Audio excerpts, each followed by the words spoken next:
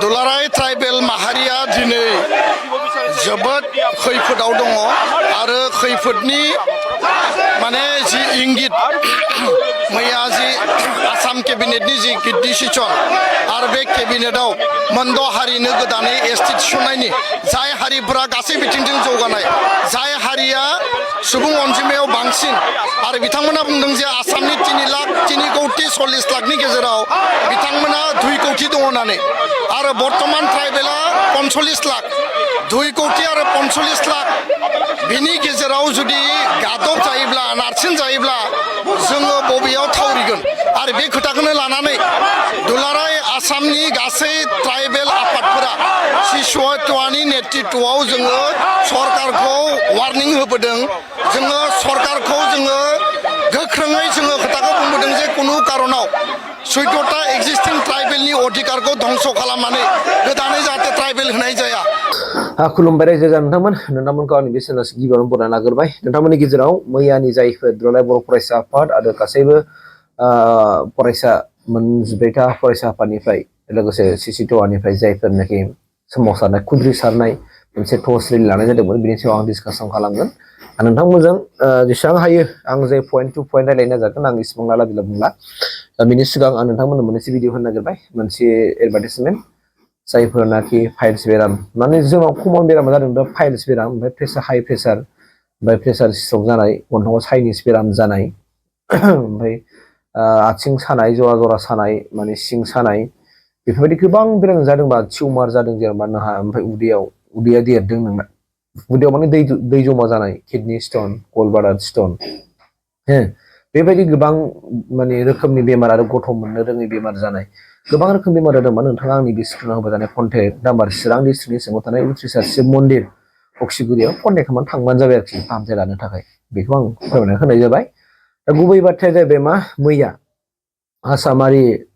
मोनद' हारिफोरनि गेजेरावहाय मोनसे भाग खालामनाय जादों मोनसे STP आरो मोनसे जाहैबाय मा STV भेलि होननाय मोनसे दा बे भेलिया गोदानै सोसननाय बेयो मोनसे नाम दा बेखौ लानानै जोंनि गेजेराव सोरबाया मिनिदों सोरबाया गोबां माखासे माबाफोरखौ बै समाव माने दुलाराय बर' फरायसा आफादनिफ्राय जे रोंगोरा आफादगिरिमोन नङा होमबा बे समनि मोनसे राजबंसिफोरजों आरो बर'फोरजों बे राजबंसि फरायसा आफादनिफ्राय आरो जोंनि बर' फरायसा आफादनिफ्राय मोनसे लिरनानै हरनाय दंमोन आरोखि नामा NOC हरनाय बेवहाय अलरेडि मेनसन खालामनाय दंखायो जे थाखानाय STया एक्जिस्टिं STया जेबो इफेक्ट गोहोम गोलैयाबालानो होयोबा बाना गैया नंगौ वेल एन्ड गुड इभेन दिनैनि थारिखआवबो जुदि थाखानाय जायफोरनाखि जों जनजातिफोर दङ बेयो जुदि इफेक्ट गोलैयाबालानो होयोबा जोंनि दुलाराय फरायसा आफादनिफ्रायबो खुनु अबजेक्सन गैया आरो 18टा जायफोरनाखि जोंनि थाखानाय STफोर बिसोरबो जेबो अबजेक्सन गैया खारन बिथांमोनखौ जुदि हमनानै लादो जेनेबा दा बिथांमोना बुंबाय STB होबायनो न' वेल एन्ड गुड STB होबानो जाबाय बा सोरनोबा सापस हमनानै लादो सोरनोबा L होयो ना M होयो ना मा होयो हो खिन्थु बे P सोदोबखौ बाहायनो मोननाय नङा आरो खौ बाहायनो मोननाय नंला आरोखि किल आरो फ्लेन बेखौ बाहायनो मोननाय नङा बाथ्राया बिसोर नाथाय दिनै जों मा थांबाय मट' गारि बासि आरो ओरै बोखावदेब गवालपारायावहाय दिनै राजबंसिफोरखौहाय STP हिसाबै माने होजायो होननाय बे मोनसे रेकमेन्डेसना दिनै स्टेट गभर्नमेन्टनिफ्राय बियो थांसिगोन हम मिनिस्टारनियाव बियो थांसिगोन आरो दा बेखौ लानानै माने गिखांनाय मानि थाखाय फैदों होनना बुङोबा नों गिनांगोन खानानो खारन बियो पलिटिकेल मोनसे प्रेसार आरो दिनै पलिटिकेल प्रेसार इन्डिया मोनसे डेम'क्रेटिक कान्ट्रि दा बेनिखायनो बेहाय नोङो स्टेटआवबो आरो सेन्ट्रेलावबो गासैबो जुदि नों बे एखे माबायानो थायोबा सरकारनो थायोबा मावनो हायैनि खुनु जेबो माबाया गोहोआनो थाया बे मोनसे बाथ्रा आरो दिनैनि थारिखआव जोङो माने ससियेल मिडियायाव जोंनि मानसिफ्रा गावजों गाव बखिलायनाया एसे बांसिन जादों जायखौ गोथौयै दुखु मोननाय फोरमायदों माने दिपेन बर' सारा जे जोंनि मानसिया ससियेल मिडियायावल' बुंनानै सोरखौबा सोंखायनाय सोरखौबा बुंनाय आरो बेफोरखौ लानानै जोंनि सरासनस्रा रायजो राजाफ्रा बुजिया हसिया सानस्लाबा हसियानो माखासे बाथ्राफोरखौ माने नंगौ नङा जाज खालामाब्लानो गनायनानै लानाय बेफोर बाथ्राखौ दुखु मोननाय फोरमायदों बा ससियेल मिडियाजोंनो माने जोंनि मानसिफ्रा माबा जागोन नामा होननानै बुङो दा ससियेल मिडियाल' जों जुदि बुंनायजोंल' जायोब्ला सोरबा सासे भिडिअ बानायजोंल' जायोब्ला माबा मोनसे जुदि भिडिअ बानायजोंल' जायोबा होमबालाय मावनांगौ दरखार गैया जायोलांना बे मोनसे 1 नाम्बार पइन्ट दा जों माखौ बुंनांगोन दाना दिनै बिथांमोनहा होख्रावनानै होख्राव खालामदों दिनै बेखौ सोरबा मानो मिनिदों जोंनि मानसियानो मिनिदों जोंनि मानसिना आसि थुदों आरो बेखौ पलिटिक्स होननानै बुंदों अब्ला इसिबां नेहाथ इसिबां नेर'खौ बोरै साननो हाखो आरो बे सानग्रा मानसिया माबायदि जाथावगौ ना जों बिथांनि बेकग्राउन्डखौ नायनांगोन ना जाय मानसिया बेबायदि बुंदों पलिटिक्सनि थाखायसो दिनै एबसुआ सोमावसारदों अब्ला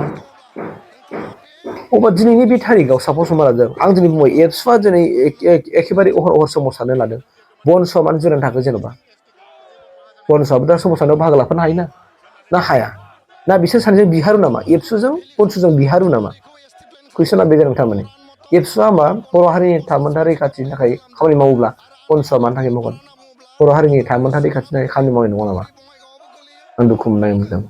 स' नोंथांमोनाबो बाहागो लाफानांगोन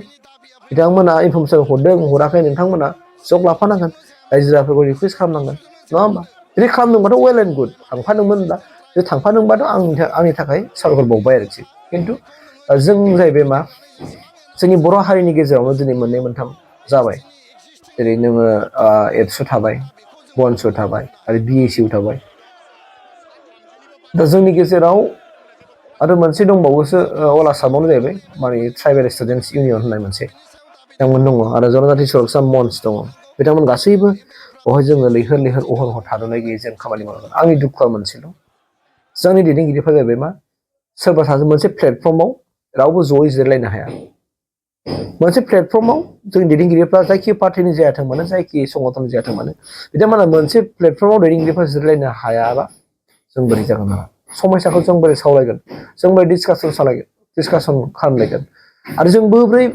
मा राहायै जों बबे प्लेन पलिसिफोर लानानै जोङो सल्भ खालामगोन ना दिनैनि थारिखआवथ' नोङो जोंहा सोमावसाराबानो जेबो माबा गैया जोंहा आन्दालन खालामाबानो जेबो राहा गैया जों सोमावसारनांगोन आन्दालन खालामनांगोन अब्लासो जों जोंनि मोन्थायखौ रैखाथि होनो हागोन जेब्ला जों आन्दालन खालामा जेब्ला जों सोमावसारा जोंखौ रावबो केयार खालामनाय दिनै जों बिटिसिखौ जों मानि थाखाय मोनदों आरो बिटिआरखौ जों मानि थाखाय मोनदों बिइसिखौ जों मानि थाखाय मोनदों सोमावसारनायनिफ्रायसो जों मोनदों जुदि जों सोमावसारामोनब्ला जोङो जुदि दिनै खस्थ' खालामोमोनब्ला जोंनि बै सम दैदेनगिरिफ्रा सोमावसारामोनबा जों बिएससिबो मोननाय नङामोन बिटिसिबो मोननाय नङामोन एबा बिटिआरबो जों मोननाय नङामोन बेनो जोंनि थाखाय मोनफा मोनफा फोरमान हिसाबै दंखायोखा ओंखायनो जोंनि गेजेराव सोरबा राजा लामायाव ओंखारोबा मिनिनाय जंखायनाय बेयो मा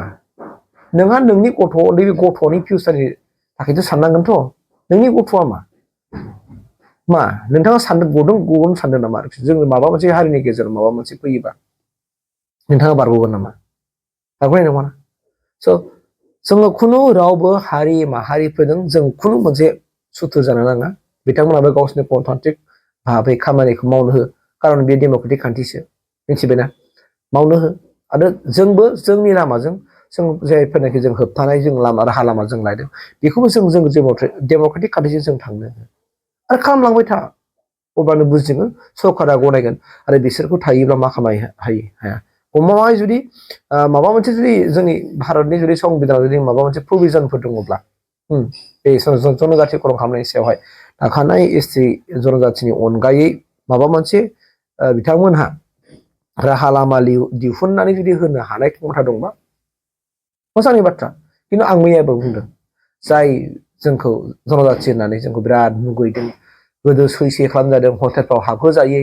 जेराव आलासि जानो थांबाबो ओंखाम जानायाव जों गोबोरखि दोनहैजालायनाय बेनिफ्राय नों लिरनानै गारहैफिननांगौ होननाय बाथ्रा बेखौ जों आंनि खुगानि बुंनाय नङा दै बियो जों बिजाबाव फरायबोनो मोननाय जों रुपनाथ ब्रह्ममोन लिरनाय मदाराम ब्रह्ममोन जों लिरनाय बिथांमोन लिरनाय जों माखासे जों फरायनो मोनबोनाय बे नंखाय बाथ्रा नङा अब्ला इसिबां निहाथ जों हारिमोन इसिबां जों निहाथ बे मोनजिब्रैथा माखासे जनजातिफ्रा अब्ला बेखौ मुगैनानै बे मुगैग्रा हारिफ्रा दिनै इसिबां जौगानाय हारिफ्रा मानो गाहायाव फैफिननो नागिरखो बिसोरो जों मानो जोंनि मोन्थायखौ सेखना लानो थाखाय मानि थाखाय जों मानो सुथुर जाखो होमबा जों आसामाव जनजाति थायोबासो बै दारि गोलावफोरनिफ्राय होबथानो हासिगोन आसामखौ बिथांमोननि माबाया बे जादों मोन्दांथिफ्रा बे जादों आरो दा जायखिजाया मानो आं खुलुमना बुंगोन रायजो राजा नोंथांमोनहा जेखि पार्टियाव थायाथों मानो खिन्थु हारिनि अलखद समाव जातिनि अलखद समाव बयबो फैनांगोन बाय खुनु पलिटिक्स गैया आं नैबे बाथ्राखौ बुंबाय अननानै नों नङाबा नोंनि फिउचारा जेबो गैया खोमसि नोंथांमोना जुदि बुजियाखैबा बुजिनानै नाय आरो साननो नाजायाखैबा साननो ला आरो बिथांमोनखौ होयोब्ला माबा जानो हागौ बेखौ सिन्था खालाम बिनि उनावहाय नोंथांमोना बाथ्राखौ बुंबानो जाबाय आंनि रिकुवेस्टआ बेल' थेंक इउ